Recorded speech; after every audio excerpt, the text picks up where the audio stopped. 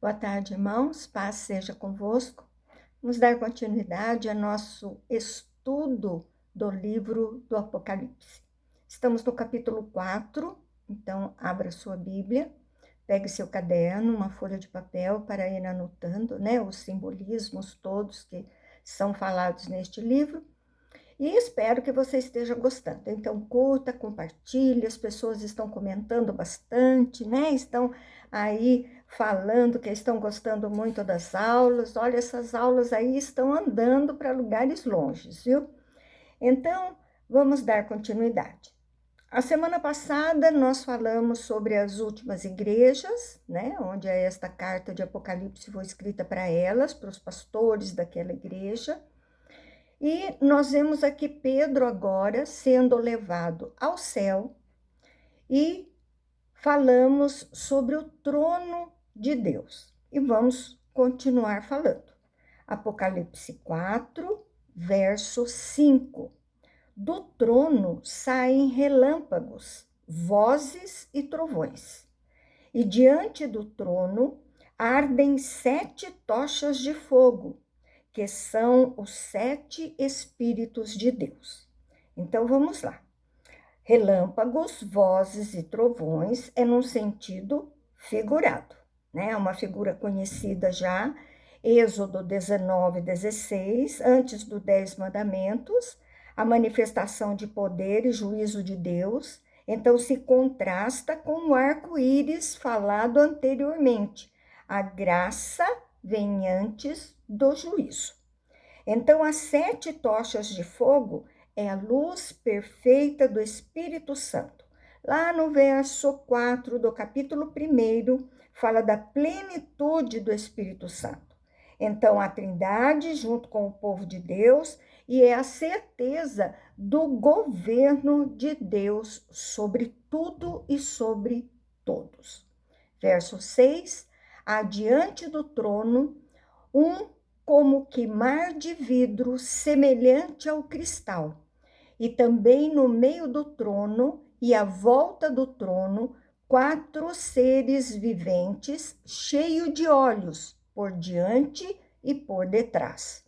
Então, mar de vidro é embaixo do trono, então existe uma transparência.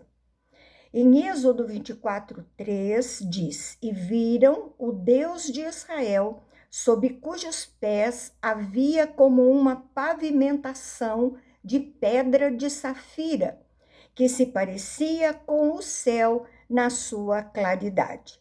Então, era um mar de vidro, A transparência de Deus enxergando todas as coisas, a pureza, nada mancha a habitação de Deus. Então, é uma transparência total. Meio e volta. Ezequiel 22 fala sobre os seres viventes embaixo do trono, segurando o trono. Então, 4 seres viventes, vai explicar nos próximos versos, ele vai estar falando sobre eles, e cheio de olhos, então tinham conhecimentos e sabedoria dada por Deus para cumprir a sua missão. Ezequiel 1:10 e Isaías 6. Você pode abrir e depois você pode ler. 4:7 diz: o primeiro ser vivente, ele vai explicar agora os 4 seres viventes. O primeiro ser vivente é semelhante a leão, o segundo a novilho, o terceiro tem o rosto de homem, e o quarto ser vivente é semelhante à águia, quando está voando. Então, nós temos 4 descrições, seres espirituais poderosos que estão no céu e cumprem a sua vontade. Então, temos aqui 3 interpretações. Primeiro, representaria o louvor de toda a criação ao Criador. O leão, animais selvagens, novilho, animais domesticados, homem, a joia da criação, e a águia, animais voadores. Segundo, representariam os seres angelicais, que Deus usa para exercer e executar o seu governo sobre a criação. A terceira é a menos aceita. Os 4 evangelhos, Mateus, Marcos, Lucas e João, né? Nós vemos aqui a Aimee, né, falando de salvação, o leão em Mateus, Jesus como rei, o novilho, o boi em Marcos, Jesus como servo, o homem, Lucas, o homem perfeito, a cura, né, o médico, a águia fala em João, Jesus que veio do céu, Jesus voltará. Então, a primeira interpretação nesse texto é a mais aceita. 4 seres mostra toda a criação que louva a Deus e declara a sua adoração a Deus no céu. 8. E os 4 seres viventes, tendo cada um deles, respectivamente, 6 asas, estão cheios de olhos ao redor e por dentro. Não tem descanso, nem de dia e nem de noite, proclamando: Santo, Santo, Santo é o Senhor Deus, o Todo-Poderoso, aquele que era, que é e que há de vir. Então, 6 asas representa a rapidez, né, de locomoção, de cumprir os desígnios de Deus. Cheios de olhos, por dentro, transparência, capacidade de ver tudo com perfeição. Trabalham incessantemente para cumprir o trabalho de Deus. Então, eles proclamam a Deus, enfatizam a santidade de Deus, o poder de Deus, né, 3 vezes santo, e a eternidade de Deus com a sua promessa. 9. Quando esses seres viventes derem glória, honra e ações de graças ao que se encontra sentado no trono, ao que vive pelos séculos dos séculos. Momento especial futuro, onde os seres viventes trarão adoração especial a Deus. Aponta para o futuro todo o reconhecimento pelo que Deus é e pelo que Deus faz. Indica governando sempre, passado, presente e futuro. 4:10. Os 24 anciãos prostrar-se-ão diante daquele que se encontra sentado no trono. Adorarão o que vive pelos séculos dos séculos e depositarão as suas coroas diante do trono, proclamando. 24 anciãos é no futuro. Esses vencedores reconhece e reverte em adoração. Representam todos os servos de Deus. Ocasião especial, onde esse ajuntamento no céu trará adoração especial. Quando os vencedores depositarem as suas coroas, estão reconhecendo que existe somente um rei. Então, eles vão proclamar alguma coisa. No verso 11, tu és digno, Senhor e Deus nosso, de receber a glória, a honra e o poder, porque todas as coisas tu criaste. Sim, por causa da tua vontade vieram a existir e foram criadas. Então é um reconhecimento especial diante do trono, todos juntos, né, arrebatados à grandeza governante de tudo. Então explicam que na vontade do Senhor, ele planejou e fez existir todas as coisas, criou e sustentou todas as coisas. Bom, nesse capítulo 3 e 4, nós falamos sobre as 7 igrejas, né? E aqui João fala da visão do trono de Deus. Agora nós vamos para o capítulo 5, é a visão do Cordeiro e do livro com os 7 selos. 5:1, vi na mão direita daquele que estava sentado no trono um livro escrito por dentro e por fora, de todo selado com 7 selos. João vê a mão direita de Deus. Deus é espírito, mas João vê uma mão. A descrição que temos são os brilhos de Deus, né? Aquelas pedras, o arco-íris. O lado direito é o lugar de maior honra. O livro é a ideia do comum, né? É um retângulo com páginas, aqui neste contexto, não. É um rolo comum na época, escrito por dentro e por fora, mas não sabia o que estava escrito. E tinha 7 selos que lacrava o rolo. Estão nele promessas e juízos de Deus, aguardando o tempo para ser aberto ou cumpridos. Então agora, João continua no céu, ele vê ali um livro, a mão direita de Deus, ele vê a mão, né? E ali tem um livro, não é um livro como nós temos, né? Nós temos um livro retangular com folhas, não. O livro da época era um rolo, e esse rolo está lacrado com 7 selos. Verso 2: Vi também um anjo forte, que proclamava em grande voz: quem é digno de abrir o livro e de lhe desatar os selos? Então, continua a visão, né? Anjos são relacionados com a presença de Deus, talvez arcanjo, né? Não cita aqui, proclamava algo interessante que vai falar de Jesus. O livro mostra que seu conteúdo está cheio de conhecimento humano, lacrado, mas precisa ser aberto. Então, é da vontade de Deus e indica a importância de Jesus, a parte do plano de Deus.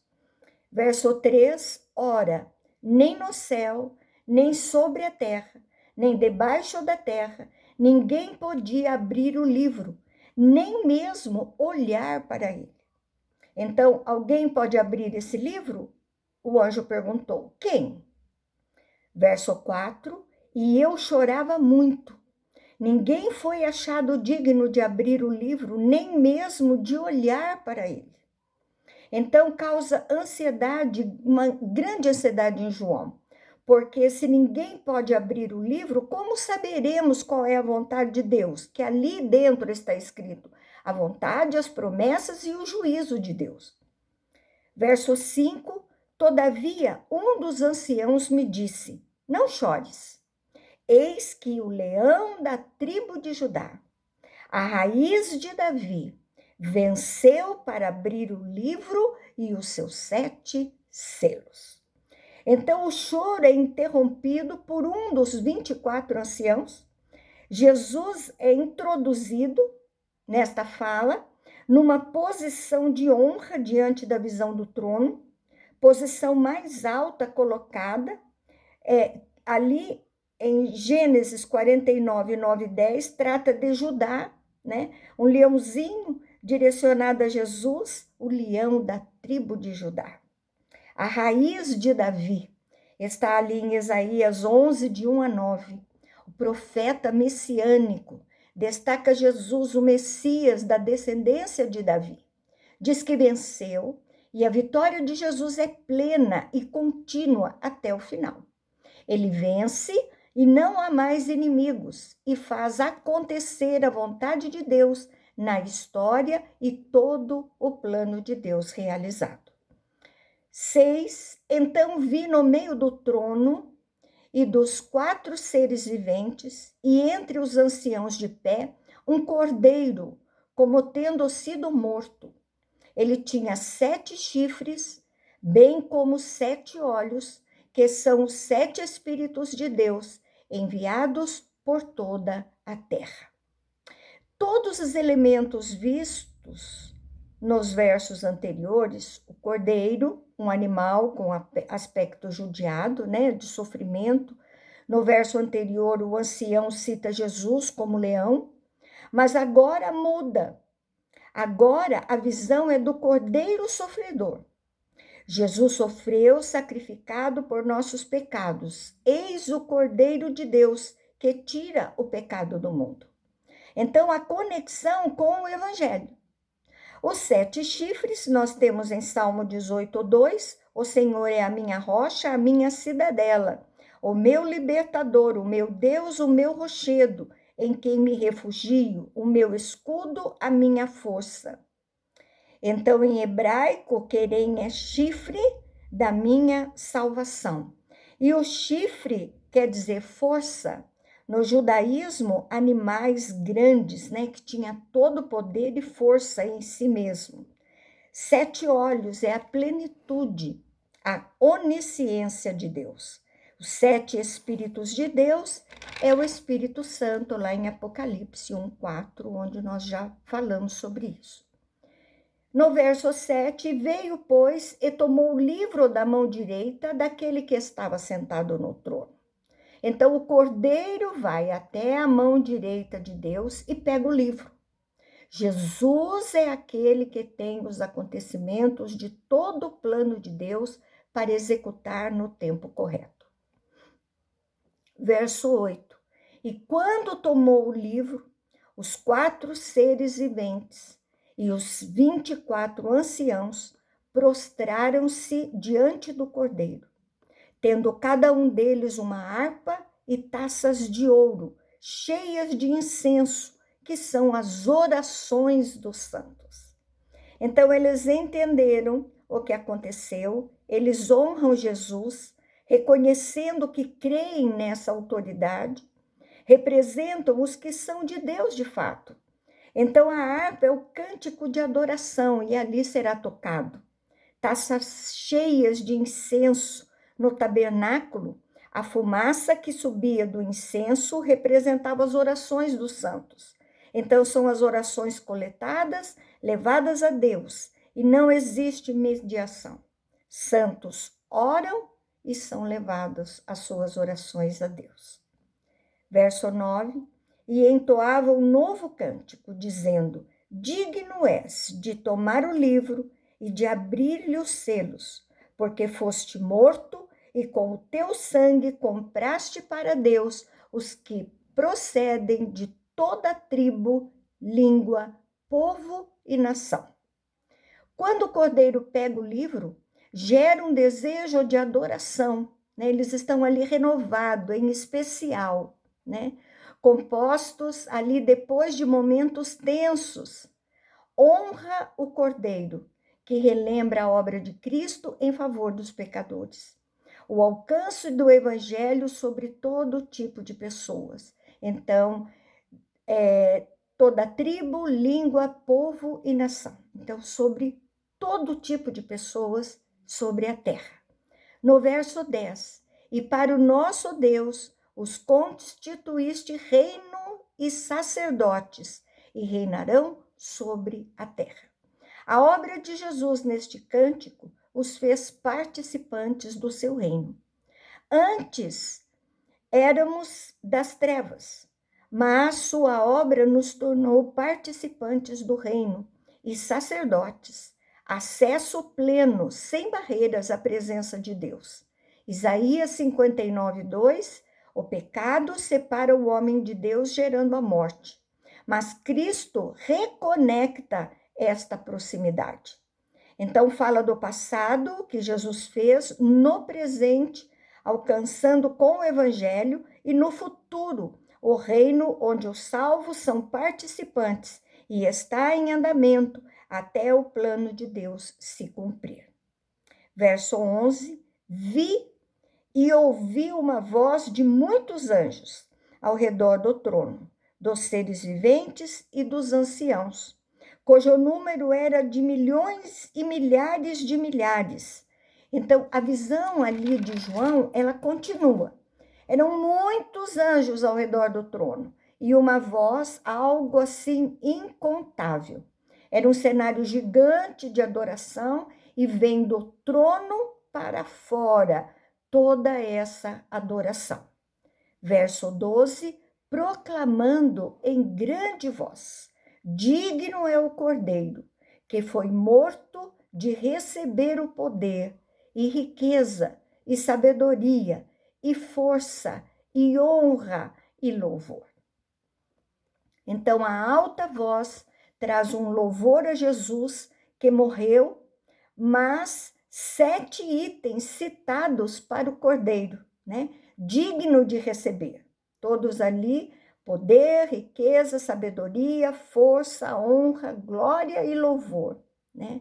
Toda essa exaltação plena do Cristo vencedor. Verso 13, então ouvi que toda criatura que há no céu e na terra, debaixo da terra e sobre o mar, e tudo que neles há, estava dizendo: aquele que está sentado no trono e ao Cordeiro, seja o louvor e a honra e a glória e o domínio pelos séculos dos séculos. Então João vê toda a criação de Deus antecipando um reconhecimento e louvor a Deus. Primeiro, os salvos podem fazer esse cântico de uma forma mais plena. Já reconheceram o Senhor ainda em vida. Segundo, os não salvos vão reconhecer forçadamente e sem oportunidade de participar da vida eterna. Então, todos, 1 mais 2, vão reconhecer, todos, na totalidade, 100%, né? Que o Cordeiro, de forma plena, o seu governo. Então, toda adoração ao que está sentado no trono também é dada ao Cordeiro. No verso 14, e os 4 seres viventes respondem: Amém. Também os anciãos prostram-se e adoram. Então, toda criatura respondia: assim seja. E diante do Cordeiro, todo tipo de criatura adora a Deus. É a plenitude do plano de Deus. O Apocalipse, na verdade, é um livro de esperança. Agora, os selos vão começar a ser abertos. Então, o Cordeiro abre os selos. Então, primeiro selo a ser aberto, Apocalipse capítulo 6, verso 1. Vi quando o Cordeiro abriu um dos 7 selos, e ouvi um dos 4 seres viventes dizendo, como se fosse voz de trovão: vem. 4 seres são seres espirituais. Cada selo será rompido e vai desencadear um acontecimento antes da mensagem do livro ser revelado e cumprido. Então, coisas vão acontecer, né? Cristo rompe o primeiro selo com voz de autoridade e diz: vem, para o cavalo e seu cavaleiro realizar o início de cada selo que vai desencadear. Verso 2, vi então, e eis um cavalo branco e o seu cavaleiro, com um arco, e foi-lhe dada uma coroa, e ele saiu vencendo e para vencer. O cavalo branco, nós temos aqui 3 interpretações. Primeiro, Cristo montado nele, a ideia do branco, né? Em ação, as forças do mal se agitam, e como que o ser vivente chama Cristo? Nós vemos no capítulo 19, verso 11, é uma visão parecida com a relacionada a Cristo. Segunda interpretação, o anticristo. Cristo está segurando o livro com poder, rompendo o primeiro selo.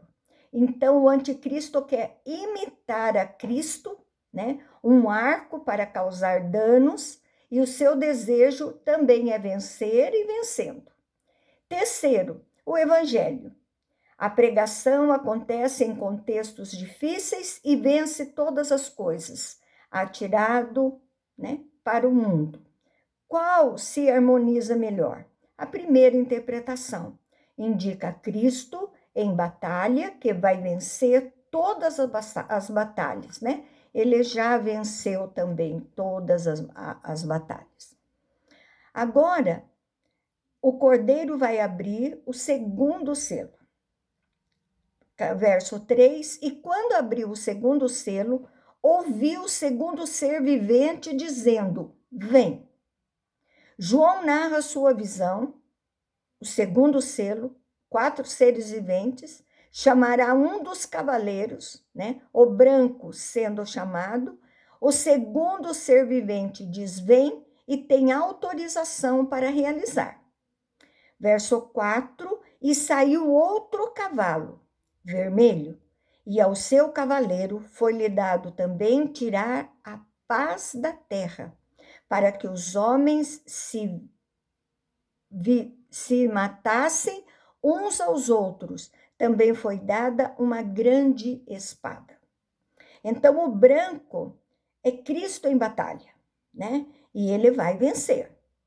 O cavalo vermelho já vem sangue, guerras, e foi permitido pelo Senhor.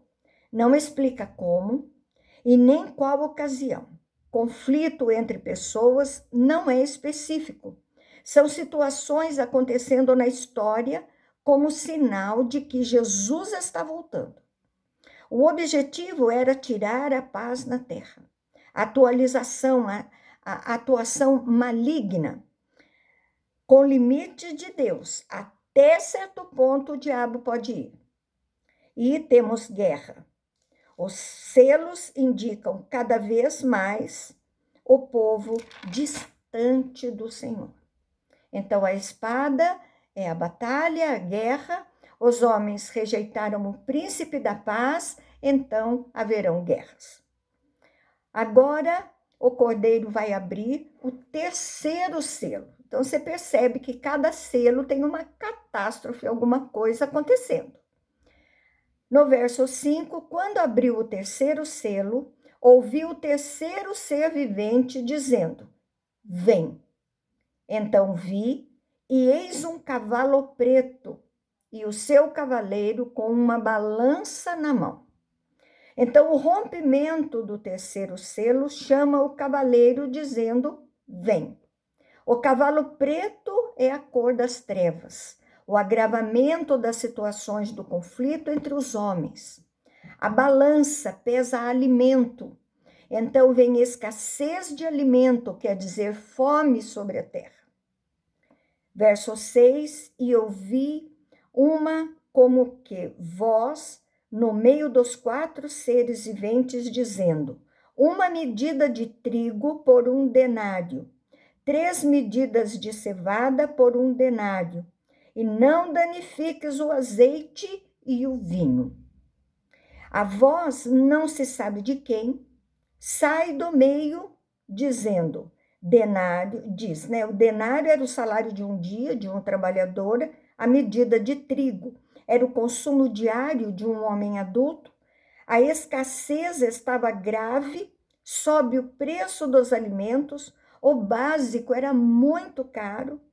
A cevada para os animais e os mais pobres, que eles consumiam, era mais barata a cevada. Então, não era fome catastrófica. Eles teriam o que consumir. Os ricos não seriam tão afetados como os pobres. Então, essa é a mais provável, porque azeite e vinho só os ricos compram na escassez. Então, essa voz dá ordem e limita a ação desse cavaleiro. Agora, o cordeiro vai abrir o 4º selo. Verso 7, quando o cordeiro abriu o 4º selo, ouvi a voz do 4º ser vivente dizendo: vem. O 4º selo vai desencadear outros acontecimentos, e nós vamos falar sobre eles na próxima aula, se Deus assim o permitir. Amém? Tem aí um restante de dia excelente na presença de Jesus. Espero que você esteja gostando. Um beijo grande no seu coração e até a próxima aula, se assim Deus permitir.